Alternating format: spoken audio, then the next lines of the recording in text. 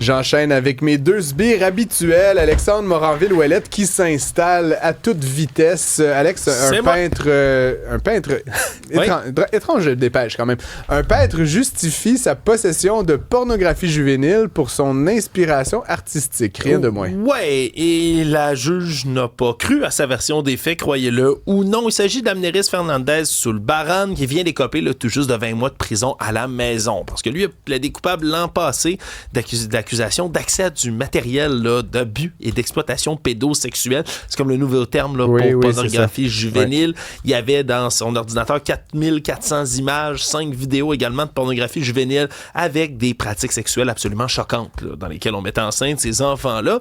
Et lui, il dit j'ai ces fichiers-là, mais je cherchais seulement la nudité artistique mettant en scène des enfants dans le but de stimuler mon imagination. Lui qui est peintre de carrière, qui a commencé comme peintre de rue dans le Vieux-Montréal et qui fait surtout des scènes de la faune et de communautés autochtones d'Amérique du Nord. Mais peu d'enfants, puis surtout pas vraiment dans leur nudité, règle générale. Donc on comprend mal le lien, évidemment, entre tout ça. Et bon, le prétexte ne justifie pas le crime, rappelons-le. La détention de matériel pédopornographique, la simple détention de matériel pédopornographique est criminel, absolument. Sinon, on en parlait plus tôt, je pense que c'était à l'émission d'Isabelle Perron, j'écoutais évidemment avec beaucoup d'intérêt, mais ces jeunes qui volent sur Marketplace, là, ils vous attirent pour acheter un produit et là, évidemment, vous pointez avec votre iPhone et ils vous le prennent, soit avec une arme ou du poivre de Cayenne. Il y a des jeunes qui ont été arrêtés à Laval en lien avec ce type de crime-là, Alexandre. 5 suspects entre 19 et 22 ans qui ont été épinglés officiellement le mercredi passé par la police. Puis c'est pas les stratagèmes là, de tu mets un dépôt pour un gazebo puis finalement le gars existe pas. Là. Parce qu'il y en a des fraudes marketplace, mais il y en a plusieurs types. Ça, c'est vraiment, comme tu le dis, pour de l'échange de matériel habituellement électronique. Vous vendez un ordinateur portable, vous vendez un téléphone cellulaire et là, vous présentez au lieu en plusieurs public, centaines de dollars, là, parfois. Là, du matériel qui vaut cher. Là. C'est pas le bibelot de Tante Germaine que vous vendez, règle générale, ou en forme de petit ange. Voilà, dans lequel on va tenter de vous dérober tout ça. Et le fait, c'est que vous sortez l'appareil en question pour le montrer à la personne qui est supposée l'acheter et la personne en question sort du poivre de Cayenne, vous sacsonne en face ou encore sort un couteau, vous menace, vole l'objet en question et déguerpit. Et donc, ce serait là, un modus operandi qui aurait été répété entre 2023 et 2024 par ces 5 jeunes-là. Mais c'est pas juste eux qui font de ce genre de vol-là. Il y en a partout dans la grande couronne de Montréal. Je rappelle qu'il existe des endroits devant plusieurs postes de police dans la grande région montréalaise, dans des endroits précis qui sont filmés en tout temps. Une zone sécuritaire. Oui, sur lesquels vous pouvez aller vendre et échanger ce genre de matériel-là. Ça me semble tout indiqué pour faire ça. Sinon, Alexandre, on termine rapidement. La saison de la grippe est précoce cette année. J'ai envie de dire aussi de la gastro. Hein, donc, moi, il ne reste que 3 jours de garderie aux enfants. Je touche du bois. Pour l'instant, tout va bien. Mais ça ne me tente pas trop de passer un temps des fêtes alité. Et là, donc, la conséquence de tout ça, c'est que les urgences sont pleines et des enfants sont aux soins intensifs. C'est quand même intense, tout ça. Oui, c'est intense. Là, surtout qu'on a appris le lundi par la santé publique d'Ottawa qu'il y avait déjà 3 jeunes enfants entre 5 et 9 ans qui sont décédés de l'influenza déjà cette année. Heureusement, il n'y a pas de décès ici sur le territoire québécois, mais ça n'empêche pas des jeunes d'être rendus à l'hôpital parce que, oui, l'influenza peut avoir des répercussions qui sont assez sévères, merci, sur la santé, et donc ils sont aux soins intensifs pour l'instant, et ça remplit les urgences. Là, je tiens tout de suite à défaire un peu le mythe là, de « Ah, c'est parce qu'il fait froid que là, vous attrapez plus la grippe ». Le froid donne pas la grippe.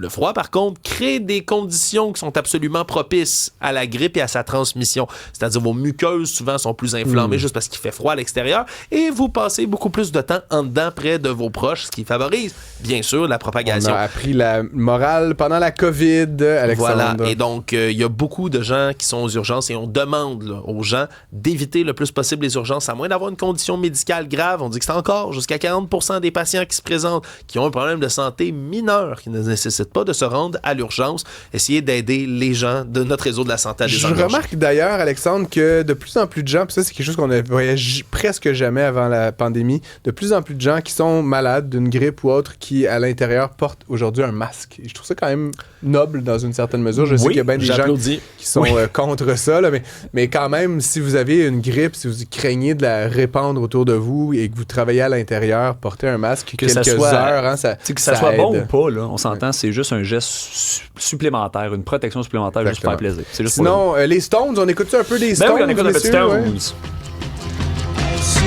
director and I want it painted black.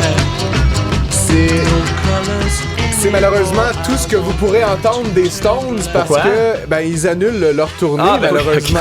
Je t'allais m'annoncer que t'étais un je homme qui blague, n'aimait mais pas les ils annulent Stones. leur tournée, donc il faudra l'écouter sur Internet finalement. Oui, absolument. Puis tu sais, Keith Richards, que moi j'ai connu dans Pirates des Caraïbes, je tiens à faire un lien de jeune, hein?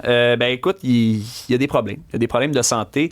Le guitariste qui va avoir 82 ans ce jeudi, on s'entend que les 3 chanteurs sont dans les 80. Il y en a un, je crois, qui est à 77. Parce qu'il a mangé trop de luzerne dans son jeune âge. Oui, c'est ça.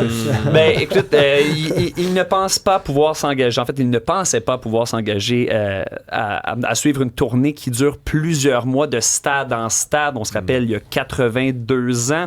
Et là, on dit que, en fait, le magazine Variety, de son côté, a rappelé que Keith Richards souffre depuis plusieurs années d'arthrite. Un mal bénin, là, mais quand t'es guitariste puis que t'as les mains qui souffrent le martyre, tu peux pas faire de tournée. Puis c'était une tournée qui était censée débuter au mois de mai, qui finalement va être repoussée. Mais ça change pas qu'ils vont amener des albums en fait qui s'en viennent. Donc c'est juste, ce n'est qu'un au revoir. Là. Ce n'est que plus tard. Là. Rien de trop beau pour les amateurs de la formation. Et sinon, tu voulais me parler de Jacob Fowler tout à l'heure, Alex, mais là je te scoop parce que apparemment il y a une controverse.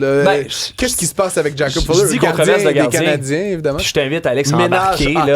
Absolument. Mais c'est premièrement, Samuel Montembeault, le Québécois, que le Québec est derrière lui. Le monde l'aime, OK? Malgré qu'en ce moment, ses statistiques sont extrêmement terribles. On parle ici d'un pourcentage d'arrêt de 857 en 15 rencontres. Ça veut dire que sur 10 lancés, là, il y a plus d'un but qui rentre dans ton filet. Ça, c'est inacceptable. Et là, on pouvait croire qu'avec l'arrivée de Jacob Fowler, un jeune gardien fringant, après 2 rencontres, on s'arrêtait seulement pour le traitement, l'électrochoc. Hein?